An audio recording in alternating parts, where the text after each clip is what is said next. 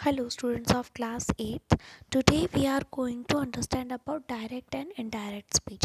This is your building block section chapter 9, and in chapter 9 building block section you are reading today direct speech and indirect speech.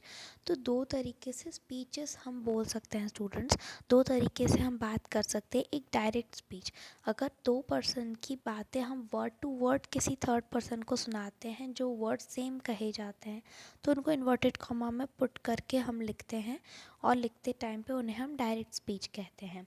Indirect speech वो होता है students जब किन्हीं दो person की conversation third person अपने according किसी fourth person को बता रहा है तो उसको हम इनडायरेक्ट स्पीच बोलते हैं. उसमें आपका टेंस चेंज हो जाता है, नाउन्स को प्रोनाउंस में चेंज कर दिया जाता है. ये कुछ रूल्स होते हैं. Okay, so let's begin with direct speech. तो डायरेक्ट स्पीच में use a comma after said. जिसने कहा ऐसे आई डी सेड वर्ड के बाद में आपको एक कॉमा यूज़ करना है. Use a quotation mark after the comma. उसके बाद में आपको इन्वर्टेड कॉमा यूज़ करना है कॉमा के बाद में. Use a quotation mark to signal the end of direct speech. Direct speech में जो वर्ड कहे गए हैं किसी सब्जेक्ट के थ्रू, तो उस सब्जेक्ट ने जो वर्ड कहे हैं वो ऐसे कैसे ही आते हैं और कोटेशन मार्क कंप्लीट होता है, ख़त्म होता है और डायरेक्ट स्पीच ख़त्म हो जाता है और फुल स्टॉप लग जाता है. ठीक है, so this are the punctuation marks of direct speech.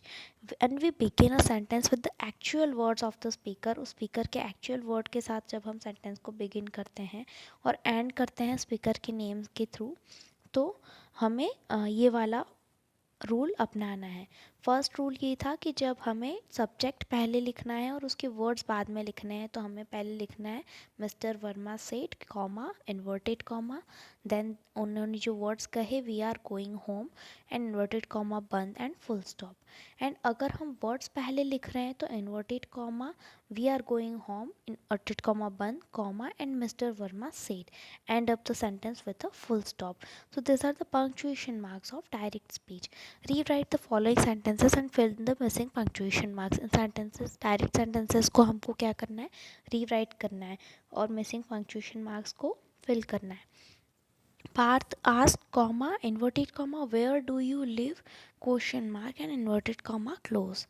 Please open the door in the inverted comma and comma said my mother. इस तरीके से आपको ये बाकी वाले भी पंक्चुएशन मार्क्स करेक्ट करने हैं. Then rules for conversion to indirect speech. अगर आपको सेंटेंस डायरेक्ट स्पीच में दे दिया जाता है और उसको आपको इनडायरेक्ट स्पीच में कंप्लीट करना है तो आपको कुछ रूल्स का ध्यान रखना है कि you have to keep in mind.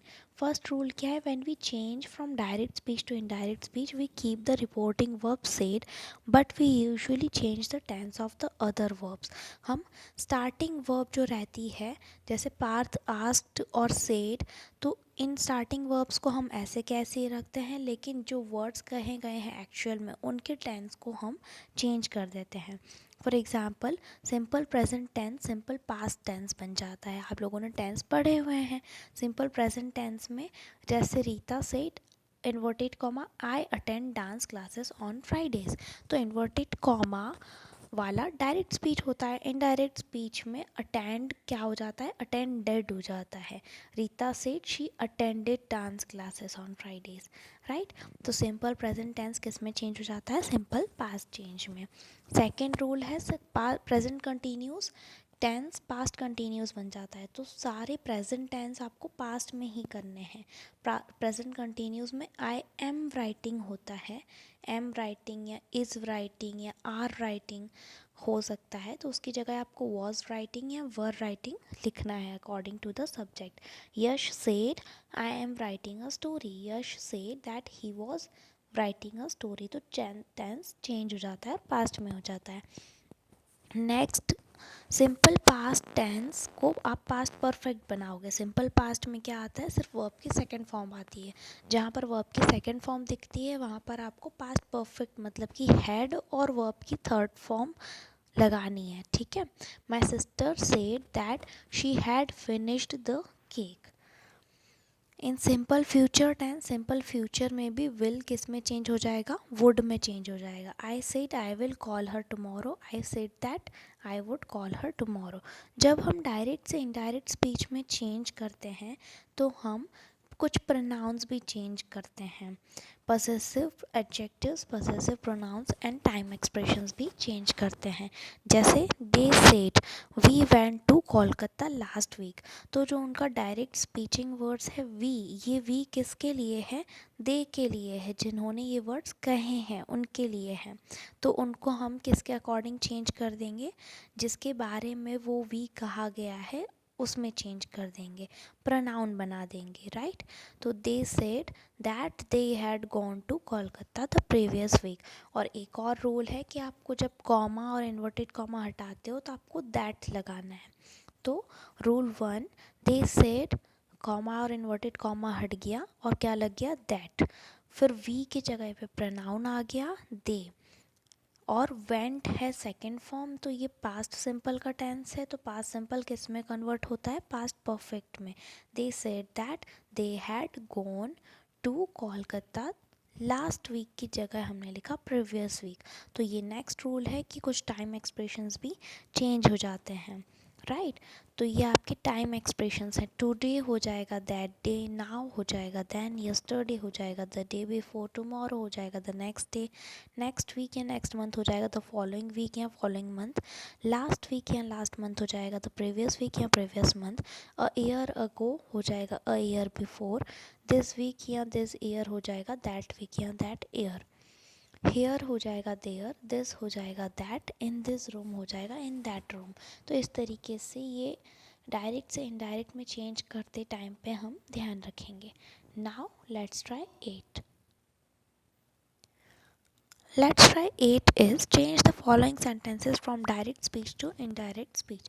Direct speech पे आपको किस में चेंज करना है, इनडायरेक्ट स्पीच में. जैसे फर्स्ट सेंटेंस है माई ब्रदर सेड, इतना तो ऐसा कैसे ही आएगा, फिर कॉमा और इन्वर्टेड कॉमा हटेगा और क्या लग जाएगा, दैट. उसके बाद में फर्स्ट सब्जेक्ट को हम चेंज करेंगे प्रोनाउन में, तो आई चेंज हो जाएगा ही में, क्योंकि माई ब्रदर क्या हो जाएगा, pronoun he. So my brother said he like this song, this is present simple tense, तो इसको हम चेंज करेंगे पास्ट सिंपल में. ही लाइक्ड दिस हो जाएगा दैट, और सॉन्ग का song. My brother said that he like that song. इस तरीके से इन सारे रूल्स को फॉलो करके मेन डायरेक्ट से इनडायरेक्ट स्पीच में चेंज करने के लिए आपको 3 रूल्स फॉलो करने हैं.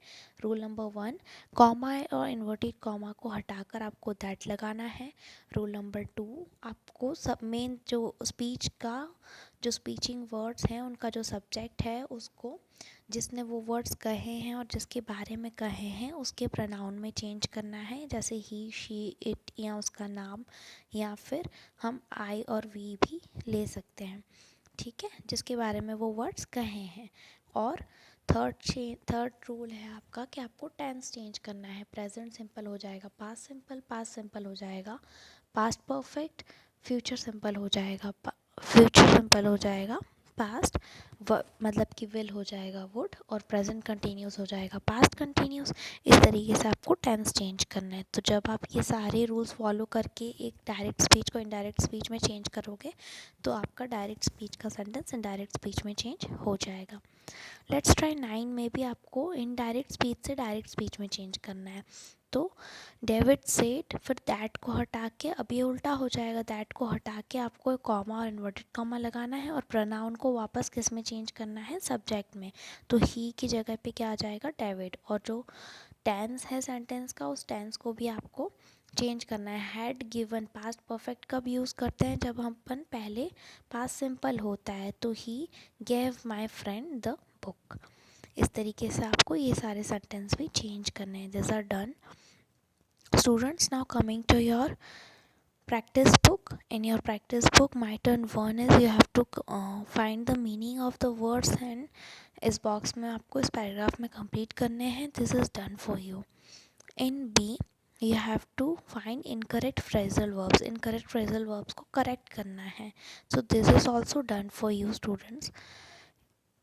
इन माई टर्न टू में आपको डायरेक्ट और इनडायरेक्ट स्पीच से ये पैराग्राफ कंप्लीट करना है. सो 2 are complete it for you, and next you have to do in homework. You have to complete this paragraph. And my turn 3 में rewrite the following conversation in indirect speech. ये सारी conversation direct speech में है, आपको ये सारे sentence indirect speech में convert करने हैं. This is your homework. My turn 4 में आपको कुछ एरर्स मिलेंगी इनडायरेक्ट सेंटेंसेस में. आपको उन एरर्स को करेक्ट करना है और सेंटेंसेस को रीराइट करना है. सो 3 आर डन फॉर यू. और next you have these questions in homework. Okay students, do this homework till we see the next video.